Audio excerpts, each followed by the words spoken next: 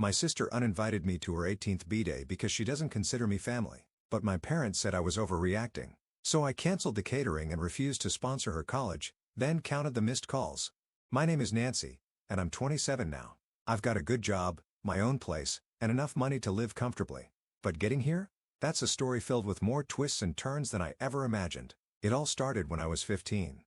That's when Mom died. Dad tried to keep it together, but you could see he was falling apart. Then, barely a year later, he dropped a bombshell on me. "Nancy, I'd like you to meet Sarah," he said one evening. Standing in our kitchen with this woman who looked barely older than my cousin in college. "We're getting married." Sarah was at least 15 years younger than Dad, and she came with a daughter of her own, Kayla, who was just 5 at the time. From day one, Sarah treated me like I was some kind of unwanted houseguest. She'd walk right past me in the hallway without saying a word, or she'd suddenly start whispering to Dad whenever I entered a room. But Kayla? She was different at first.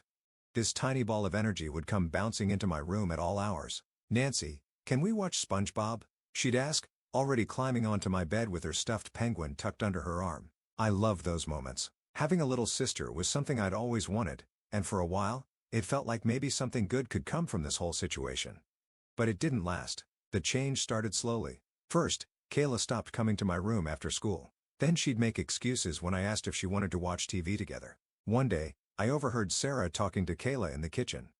"Honey, you don't need to spend so much time with Nancy," Sarah was saying in that sugary sweet voice of hers. "She's not really your sister, you know. She's just your father's other daughter." That's when it all clicked into place. The way Sarah had been acting, the sudden distance from Kayla, it was all part of her plan.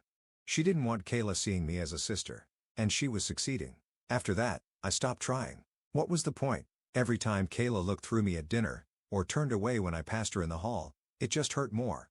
So I threw myself into my schoolwork instead. When I got accepted to college on a full scholarship, it felt like freedom. After college, my career took off like a rocket. Each year brought new opportunities, bigger projects, and better pay. I finally had the life I'd dreamed about. My own place, nice clothes, fancy restaurants, weekend trips whenever I wanted. No more counting pennies or wearing hand-me-downs. Then came the phone call that changed everything. "Nancy?" My father's voice on the other end of the line was hesitant, almost shy. "How are you, sweetheart?" I nearly dropped my coffee mug. We hadn't really talked since I left for college. Sure, there'd been the occasional holiday card or brief happy birthday text, but that was it. I always suspected Sarah had something to do with the silence. She had this way of hovering whenever Dad tried to call me, always finding some reason he needed to hang up quickly. "I've been thinking," he continued when I didn't respond. "Maybe it's time we started fresh? Put the past behind us? Come over for dinner this Sunday. Sarah would love to see you too." Now I knew something was definitely up. Sarah would love to see me? But curiosity got the better of me, and that Sunday, I found myself pulling into their driveway. To my shock, Sarah greeted me at the door with a huge smile and even hugged me. "Nancy, we've missed you so much." I stood stiffly in her embrace, wondering if I'd stepped into the twilight zone. This was the same woman who once forgot to tell me about family dinner being moved to a different time, leaving me sitting alone at an empty table. The visits became a regular thing after that. Every Sunday, I'd come over, and we'd all sit in the living room, making awkward small talk about the weather and local news. Then, about a month in, the other shoe dropped. "The thing is, Nancy," Dad said one Sunday, staring into his coffee cup, "we're having some financial difficulties." Sarah jumped in, her boy's honey sweet. "The house needs so many repairs, and the bills just keep piling up. We hate to ask, but first, it was just helping with the utility bills. Then it was grocery money. Then came the home repairs, a new water heater, fixing the roof, replacing the ancient furnace." Each time they called, the amounts got bigger, but I kept paying. After all, this was family, right? Kayla, now a teenager, remained the one constant in this sea of change. While Dad and Sarah had done a complete 180, she stayed exactly the same, cold and distant. During my visits, she'd slouch in the corner of the living room, face buried in her phone, only looking up to mumble a half-hearted hey when forced to acknowledge my existence. Sometimes I'd catch her watching me when she thought I wasn't looking, this strange expression on her face, not quite hatred but something close to it. I told myself it was just the age difference. After all, what 17-year-old wants to hang out with their 27-year-old stepsister? Maybe if we'd been closer in age, things would have been different. But deep down, I knew that wasn't it. The seeds Sarah had planted all those years ago had grown into thick, thorny walls between us. No amount of money or forced Sunday dinners was going to change that. The call came on a Tuesday evening while I was sorting through my mail. Sarah's number flashing on my phone screen usually meant another bill needed paying, so I braced myself before answering. "Nancy, we're planning something special," Sarah gushed, her voice practically vibrating with excitement. "Kayla's turning 18 next month, and we want to make it absolutely perfect. The thing is, we're a bit short on funds right now." And we were hoping. Of course they were. I rubbed my temples, fighting back a sigh. "What kind of party are you thinking about?" "Nothing too extravagant," Sarah assured me quickly. "Just a lovely backyard celebration. But we want it to be special, you know? Good food, nice decorations, all her friends." I found myself nodding despite my initial skepticism. Maybe this could be different. Maybe this was my chance to finally bridge the gap between Kayla and me. After all, 18 was a big deal. I still remembered my own 18th birthday party, though mine had been a much smaller affair at a local pizza place. "What do you need help with specifically?" I asked, already reaching for my laptop. "Well," Sarah hesitated, "the biggest expense would be the food and drinks. We want to have enough for everyone, and you know how teenagers eat." I pulled up the website of a local catering company I'd used for work events.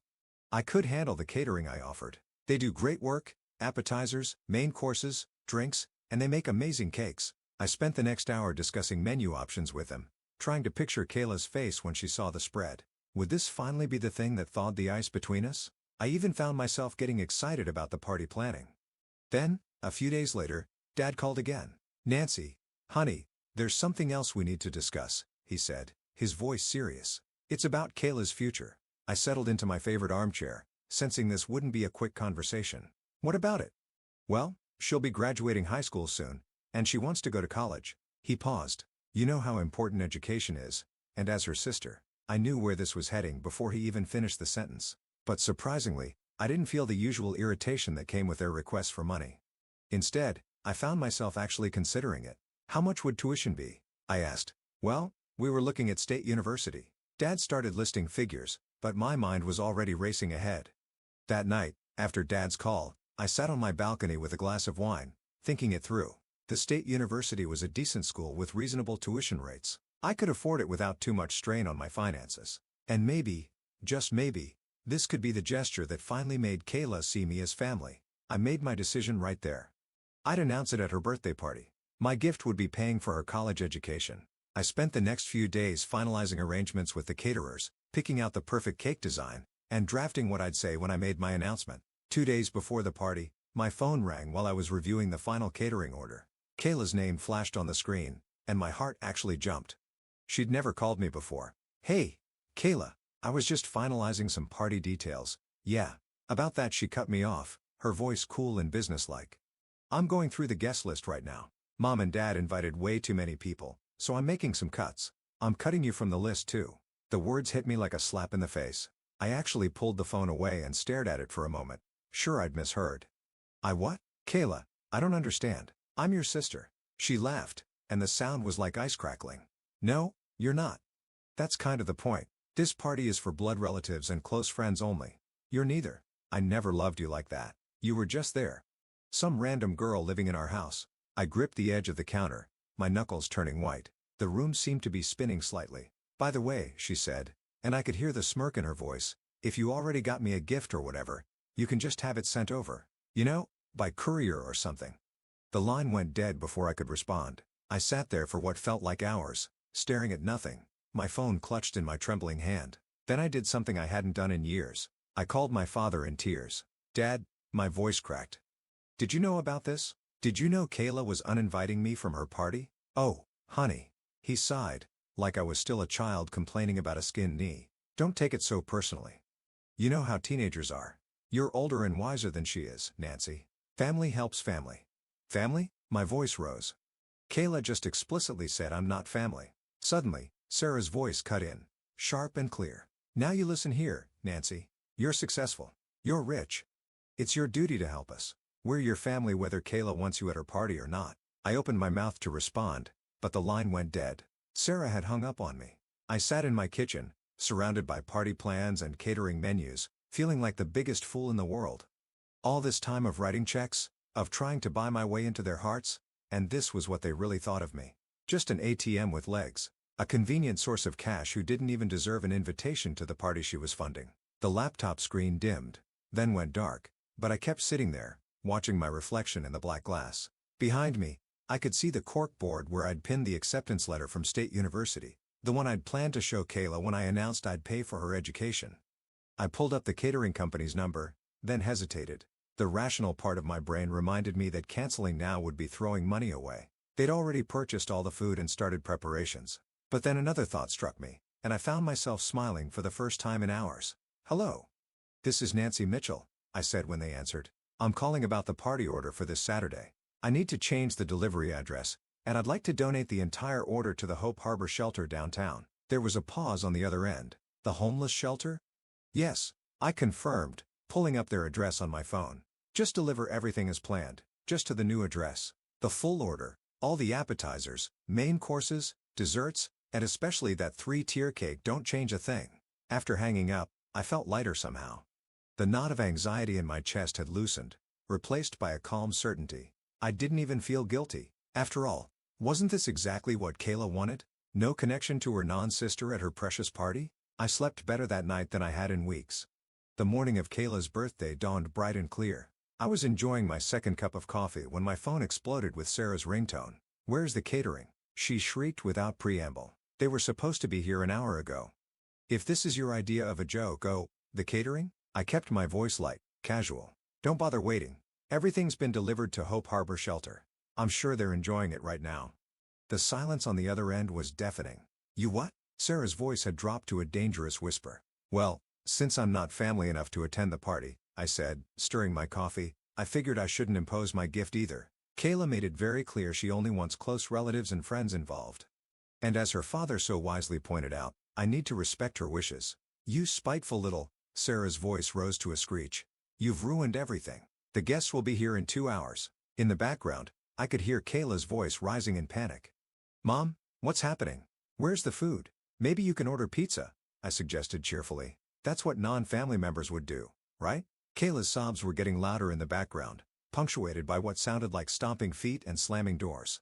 The mental image of her tantrum made me smile wider. "You've ruined her birthday," Sarah wailed. "Her special day." "No, Sarah," I said calmly. "Kayla ruined it herself when she decided to teach her cash cow a lesson. I just helped her learn one instead." I hung up while Sarah was still spluttering, set my phone to Do Not Disturb, and took another sip of my coffee. It tasted better than usual somehow. Sweeter. Somewhere across town, 200 people at Hope Harbor Shelter were about to enjoy the fanciest meal they'd had in years, complete with a gorgeous 3-tier birthday cake. And somewhere else, my dear stepsister was learning that actions have consequences. The reports started trickling in a few days after the party. My friend Lisa, whose cousin went to school with Kayla, was the first to call. "Oh my God, Nancy. It was a total disaster," she said, trying to stifle her laughter. "You won't believe what happened."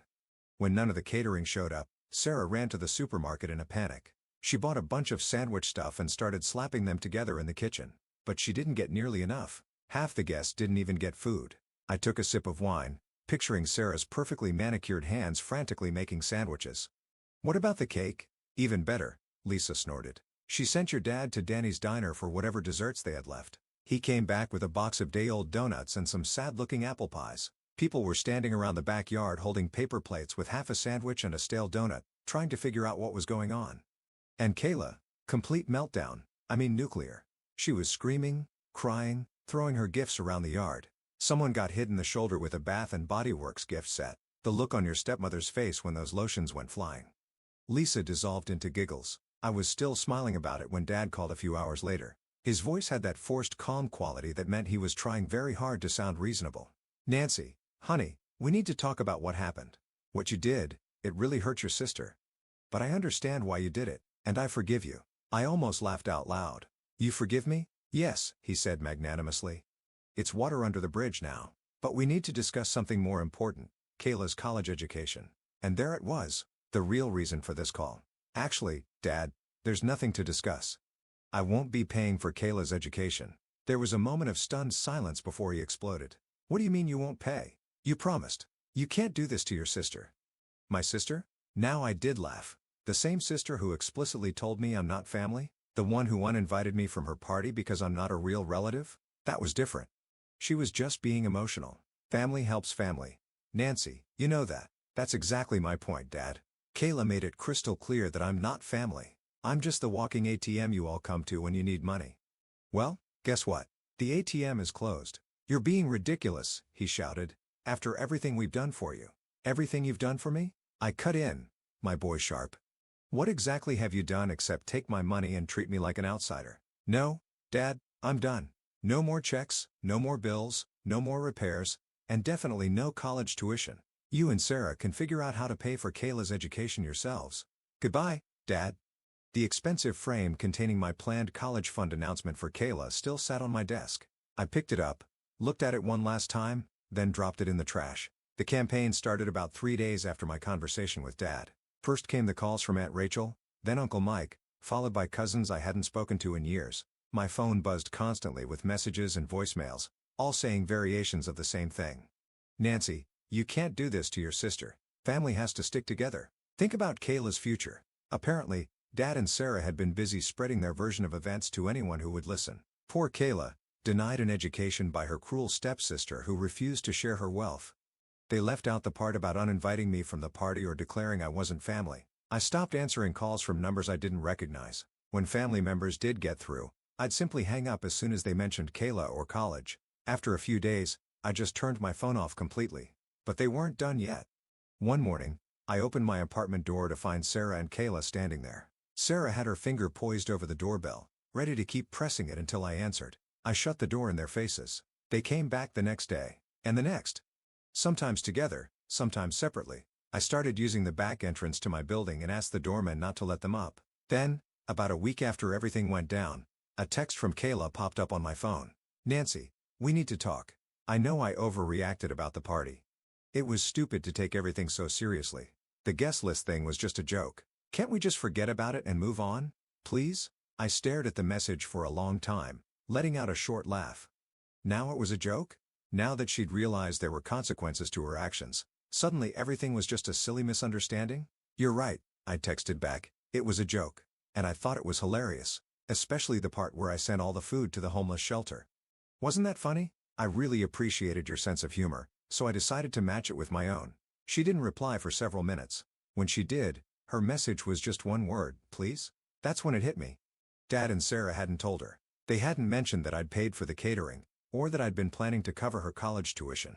I sat back in my chair, thinking about how differently things might have played out if Kayla had known. She probably would have been sweet as sugar, playing the role of loving sister perfectly. There would have been hugs and thank yous and promises of eternal gratitude.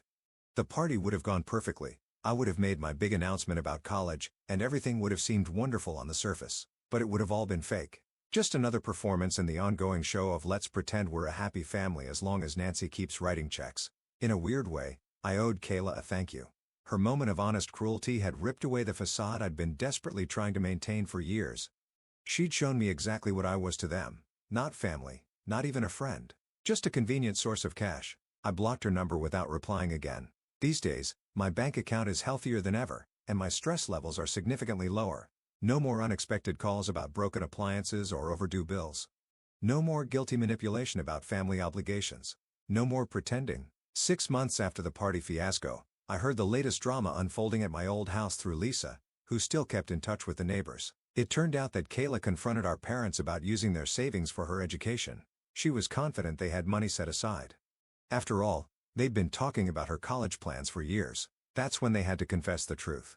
They'd spent the money on their new luxury SUV 6 months ago. Their justification? They've been counting on me to pay for Kayla's education, so they figured they could use their savings for themselves.